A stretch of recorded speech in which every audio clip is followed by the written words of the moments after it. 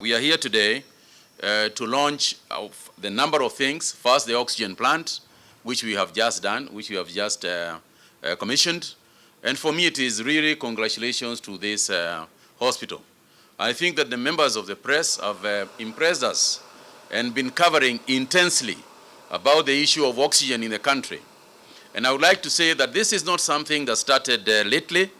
As far back as April of last year, we started discussing and talking about the importance that oxygen supply was going to play into the future as COVID-19 intensified in the country. But I think it is also important for us to appreciate that oxygen is not just important for COVID-19. It is also important in our ICUs for various conditions, because essentially it deals with the issue of respiratory issues, and those can come in many forms. And this plant is really a true indicator of how proactiveness can save lives in the health sector. The 35 million project was installed to retire an old plant that had run its course, and this is a new one.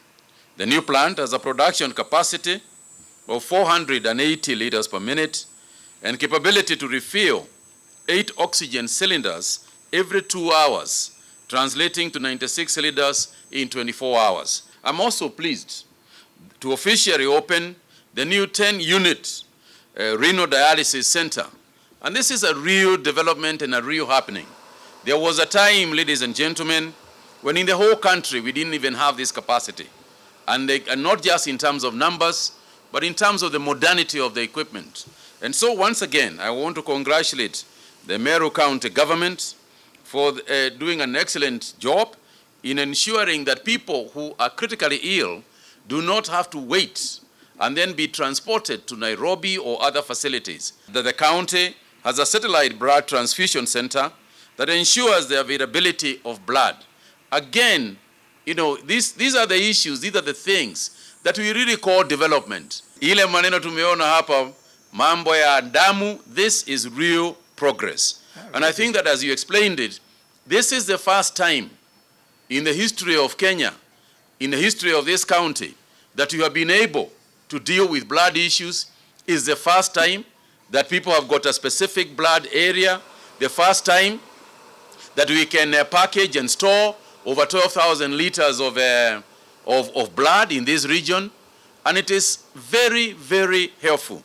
And I don't think we quite understand, a lot of people may not quite understand just the happening, the event that has occurred with this blood transfusion plant here, including the fact that from blood itself, when you give a liter of blood, a lot of other products are produced from that liter of blood. We are addressing the issue of medical supplies due to delays, and I can assure you that this is something that at headquarters, you will soon begin to see a lot of changes in that area.